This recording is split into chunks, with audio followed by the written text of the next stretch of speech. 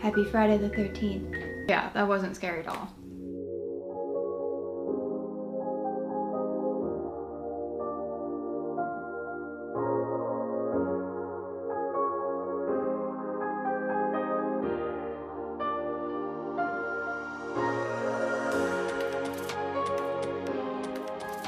Hi everyone, I hope you're all doing well. A couple days ago I posted a poll on Twitter and Instagram and over 250 of you voted for the fall room decor option. So here we are. I'm going to show you 5 easy, fun, that moment when you try to do an intro in one take and it doesn't work. But anyway, autumn themed decorations. This video is part of the hashtag Fall into Craft series here on SoCraftastic. If you're brand new here and you haven't seen my fall videos from the past, you can go ahead and check out my entire fall crafty playlist in the description box below. And I'll also link some of my most recent videos in the description box as well, you know, in case you missed those. If you're new to my channel, welcome. I post a brand new video every Friday and Sunday, and if you never want to miss out on one, please click that red subscribe button below to join the family and also the notification bell. This Sunday I have a brand new Wreck This journal coming up, so stay tuned for that. But now without further ado, let's get on into the fall decor.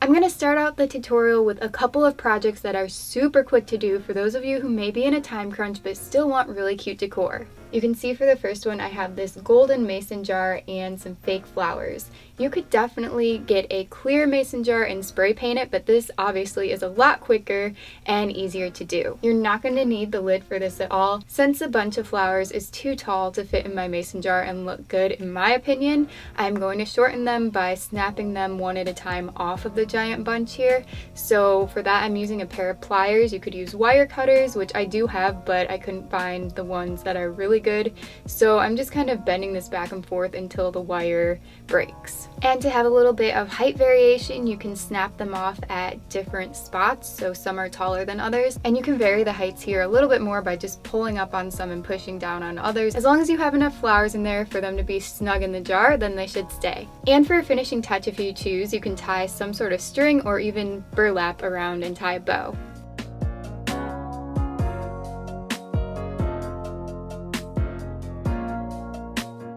If any of you are owners of fur babies, you know that cats and dogs especially check out basically any new thing that enters the home. So here's Leo checking out the flowers and making sure that they're okay. So that was ridiculously quick, but this second one is actually a little bit quicker, depending on the size of the pumpkin you get and how many flowers you want to put in. For this, you'll need a fake pumpkin. A foam one is going to be best if you can, but if you find one that's rubber or some sort of thinner plastic, then that will work as well. You can see I ripped off the stem, which only took a few seconds to do, and after that I'm just taking some more fake flowers. I got these really puffy ones, and I'm really bad at remembering different species of flowers, so I'm not sure which type these are. It didn't say on the tag. Anyway, I'm picking one of each color, so I'm ending up with 3 flowers here, and I just snipped it so there's a couple inches of wire, and I also peeled off the rubbery plasticky stem, so there's just the wire showing. And all I'm doing is just sticking those into the pumpkin one at a time, and it's complete. That was the easiest thing ever.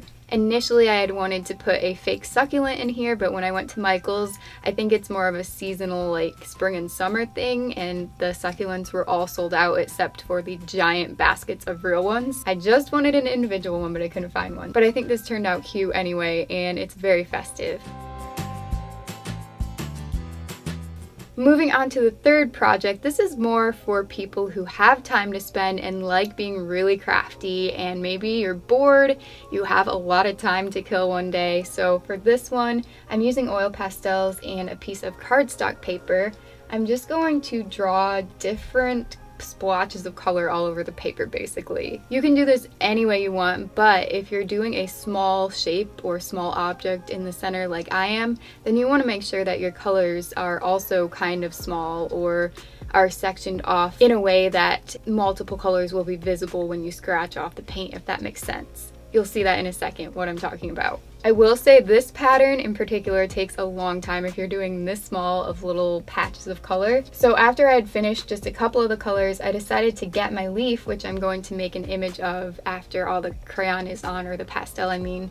and I just kind of drew a little outline around it. I probably went even too far, but I wanted to be safe. So inside this ovally outline, that's where I'm going to do the little splotches of color, and then on the outside it doesn't really matter. Just make sure you don't have any white spaces or else you won't be able to scratch off the paint. It needs something waxy as a base. And if you want a little bit more of an explanation on scratch art and how you can do it with regular crayons and what works best, then you can check out my scratch art DIY from earlier in the year. I also show a few different projects. Finally, I filled the entire paper, and now what I'm going to do is take a sponge brush, a little container, some acrylic paint, and hand soap. And what I'm going to do is just squeeze some acrylic paint into the container, take a little bit of hand soap, about 2 pumps, maybe 1.5 pumps, I guess I did, and then just mix it together. The soap is really important for this because it's gonna make the paint a lot easier to scratch off. After it's completely mixed, I'm taking the sponge brush, dipping that in, and I'm gonna start painting, and I guess I forgot to shake off the paper and get all the excess crayon, I keep saying that, oil pastels. So I wanted to get all that excess kind of little chunks off of there to make it a little less textured, but you won't get rid of all of that, which is okay. But it's brushed off for the most part. So I'm going to apply an even layer of paint on the entire sheet of paper to cover all of the pastel underneath.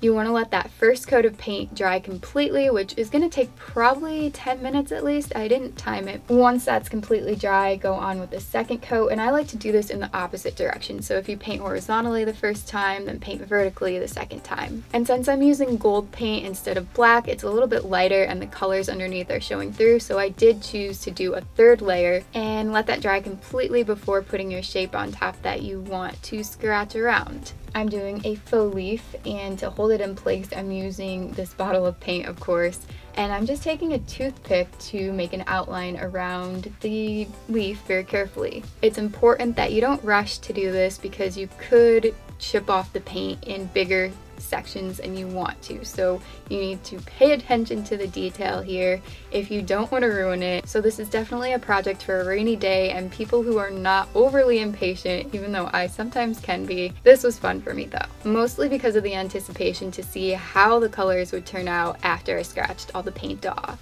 And here's the reveal. I got the outline scratched off, as you can see, and now you can just peel it away in most sections. It really depends probably on how much soap you put in and maybe the brand of paint, but I was able to peel giant sections off just to make sure that the outline is completely connected so you don't accidentally go outside of it. And if you do accidentally make a mistake, you can make that same mixture of paint again and just paint over the spots that were not supposed to be peeled or scratched off. By the way, if any of you want to cheat for something that's quicker but will get you the same look or effect, then you can just paint a sheet of paper gold, or even start off with a gold sheet of scrapbook paper in general, trace around a leaf, and then color it or paint it in with all the different colors, and then cut it out and paste it on. Does that make sense? Really, really, really easy and a lot quicker, but then you miss out on the fun of scratching it off, so it's up to you. My entire leaf is revealed, as you can see, and I did get this frame with the project in mind, but I didn't take the leaf to the store with me or a measurement, so I ended up with a frame that's a lot smaller than I really wanted it to be. So I'm going to use this for another project in the future, or just a picture to decorate my room with. Also, the gold paint that I used doesn't exactly match the gold on the frame. It's a little bit more bold on my leaf picture, and I didn't like how that looked either. So luckily I have this frame at home. It's part of the gallery wall in the living room. And I'm gonna have to take Leo's picture out just for a little bit so I can show you guys what the leaf looks like in it. And you can see that he's asleep, and now he's awake actually. He loves to hang out with me when I craft. He's so nosy, and he follows me around a lot when he's not napping. Here's what it looks like on the wall, and it doesn't exactly match with all the pictures here, but you get the idea.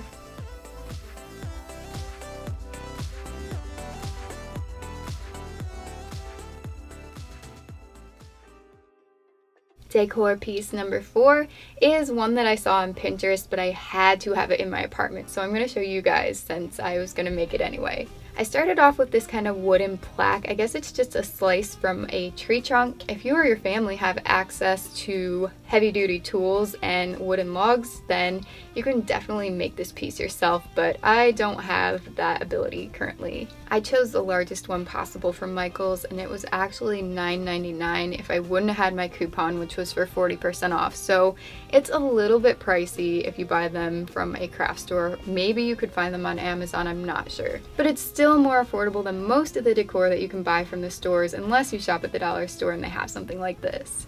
There's not too much to explain about the painting process. I brushed a thin layer on with a sponge brush. One note that I have, since wood is porous, you're gonna need a little bit more paint than you think you might, because it's gonna soak in right away and it's not gonna spread out as it normally would on paper.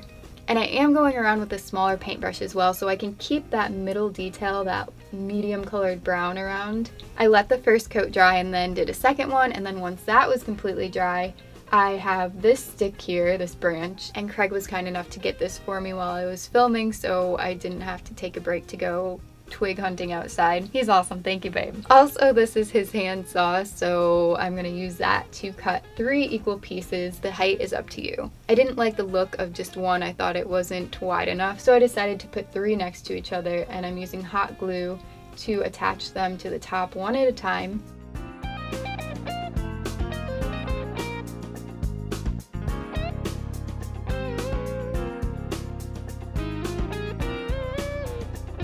After attaching those 3 on top, it looks so much like a pumpkin, and I also glued that faux leaf that I was using in the scratch art part of the tutorial, so I put that on top as well.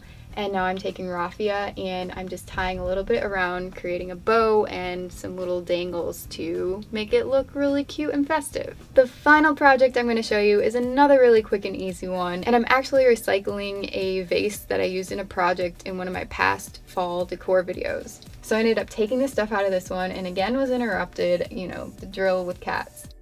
I got this pack of string lights from Michael's, and I think they were 40% off, so I didn't even have to use a coupon. And I also found this pack of scented pine cones and other assorted kind of fall things. Here I tried to make a pretty pour for the camera, but it turned out into this nonsense, and it was so visually unappealing at this point that I couldn't leave out the part that I tried to even throw a couple pine cones in and I missed twice. So yeah, that's how this was going for me. But I got the string lights out of the package and I'm just putting them into the jar. As you can see, you're going to want to hide the battery pack in the back and at the bottom, of course. And now you have this kind of woodsy fairy jar for fall. And of course, I have to let you guys see how it looks with the lights off. It's so beautiful. And I'm going to turn this on every single night, basically, and just stare at it like I do with my cloud lamp. Now I have so much more decor for our apartment bookshelf, and it's looking so much like autumn. Please let me know which project from this video is your absolute favorite by leaving a comment below.